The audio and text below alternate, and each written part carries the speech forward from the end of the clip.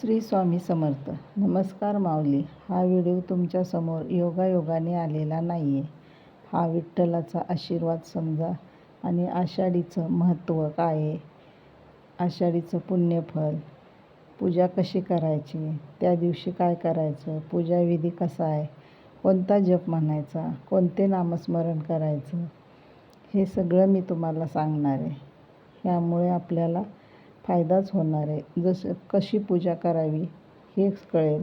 आपणच आपल्या पुढच्या पिढीला आपली संस्कृती सांगितली पाहिजे, शिकवली पाहिजे, तरच आपली संस्कृती पुढं जाईल. नंतर ते आपल्यालाच नाही आलं तर पुढच्या पिढीला काय कळणार. तर आज आपण आषाढी एकादशीचे महत्त्व काय आहे, आषाढी एकादशीचे पुण्यफळ काय, या दिवशी काय करावे, पूजाविधी कशी करावी, नाम जप कोणते, अभंग कीर्तन कोणते, पूजेत काय अर्पण करावे, पूजा केल्याने आपल्या षडरिपूंवर त्याचा काय परिणाम होतो, ते कसे आपले षडरिपू कसे हे होतात, म्हणजे मृद पावतात, ते सगळं सांगणार आहे. तरी व्हिडिओ लक्षपूर्वक ऐका. कुठेही व्हिडिओ स्किप करू नका. एकही वाक्य सोडू नका. तरच तुम्हाला सगळी माहिती मिळेल आणि आपण ती पुढच्या पिढीला देऊ शकू. श्री स्वामी समर्थ. माऊली. आषाढी एकादशीला श्री विठ्ठलाची पूजा श्रद्धेने केली तर ती अत्यंत पुण्यदायी मानली जाते. पूजाविधी पहाटे लवकर उठून स्नान करून स्वच्छ, शक्यतो पांढरे किंवा पिवळे वस्त्र परिधान करावेत. देवघर स्वच्छ करून श्री विठ्ठल रुक्मिणीची मूर्ती किंवा फोटो स्थापित करावा. तुळशीची पाने, फुले, अक्षदा, चंदन, हळद, कुंकू अर्पण करावे. तुपाचा दिवा लावावा आणि अगरबत्ती लावून ओम नमो भगवते वासुदेवाय या मंत्राचा 108 वेळा जप करावा.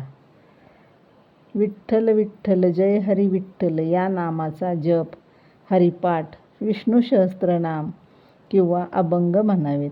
शक्य असल्यास दिवसभर उपवास किंवा फळाहार करावा. संध्याकाळी आरती करून नैवेद्य दाखवावा.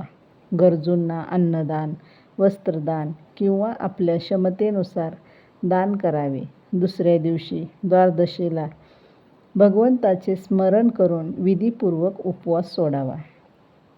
आषाढी एकादशी देवशयनी एकादशी ही हिंदू धर्मातील अत्यंत पवित्र एकादशी मानली जाते.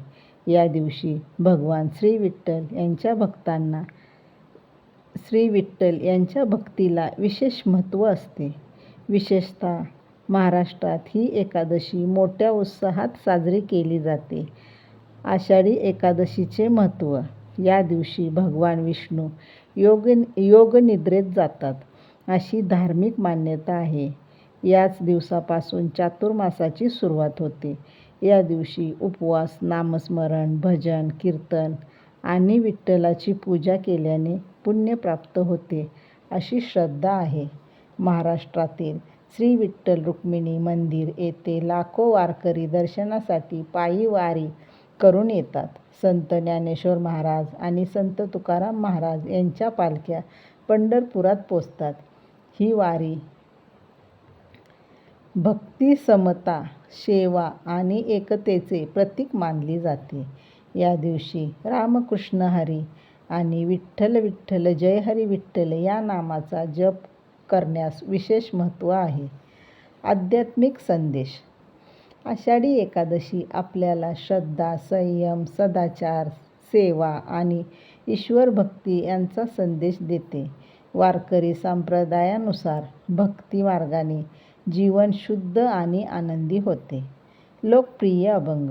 सुंदरत ध्यान उभे विटेवरी, करकटावरी ठेवूनिया. हा अभंग विठ्ठल भक्तांच्या भक्तिभावाचे सुंदर वर्णन करतो.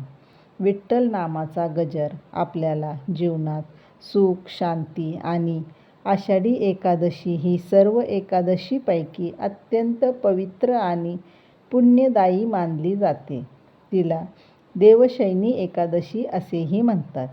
या दिवसापासून भगवान विष्णू 4 महिन्यांसाठी योगनिद्रेत जातात अशी धार्मिक मान्यता आहे. याच दिवसापासून चातुर्मासाचीही सुरुवात होते. आषाढी एकादशीचे महत्त्व. या दिवशी श्रद्धेने उपवास, जप, तप, दान, भजन, कीर्तन आणि श्री विठ्ठलाचे दर्शन केल्याने विशेष पुण्य मिळते अशी श्रद्धा आहे. मन, वाणी आणि कर्म याची शुद्धी करण्यासाठी हा दिवस अत्यंत शुभ मानला जातो. वारकरी संप्रदायात या दिवसाला अनन्यसाधारण महत्त्व आहे. लाखो वारकरी पायी चालत पंढरपूरला जाऊन श्री विठ्ठलाचे दर्शन घेतात. या दिवशी केलेले नामस्मरण अनेक पटीने फलदायी ठरते असे धर्मग्रंथात सांगितले आहे. आषाढी एकादशीचे पुण्यफळ. श्रद्धेने उपवास केल्याने पापाचा क्षय होतो अशी धार्मिक मान्यता आहे. भगवान श्री विष्णू आणि श्री विठ्ठल यांची विशेष कृपा प्राप्त होते. घरात सुख, शांती, समाधान आणि समृद्धी नांदते अशी श्रद्धा आहे. मनाला स्थैर्य, सकारात्मकता आणि भक्तीची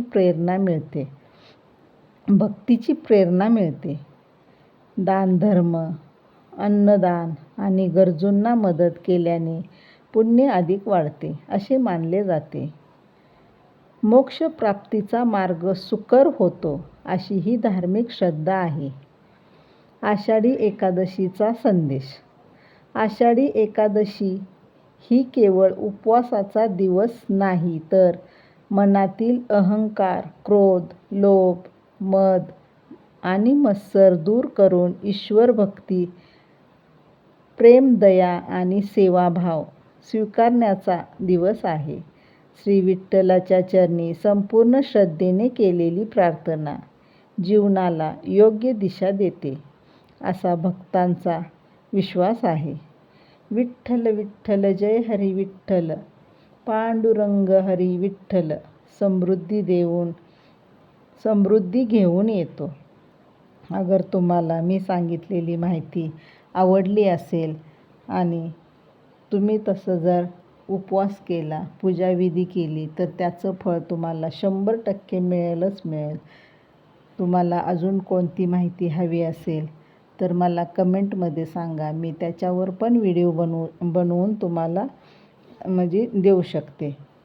माझा चॅनल आवडला तर लाईक, सबस्क्राईबर आणि कमेंटमध्ये श्री हरी विठ्ठल जय हरी विठ्ठल लिहा. रामकृष्ण हरी माऊली, रामकृष्ण हरी. आता एक गजर म्हणूया. या विठूचा गजर हरी नामाचा, झेंडा रोविला. या विठूचा गजर हरी नामाचा, झेंडा रोविला. वाळवंटी चंद्रभागेच्या काठी डाव मांडिला. वाळवंटी चंद्रभागेच्या काठी डाव मांडिला. या विठूचा गजर हरी नामाचा, झेंडा रोविला. या विठूचा गजर हरी नामाचा, झेंडा रोविला. रामकृष्ण हरी माऊली, रामकृष्ण हरी.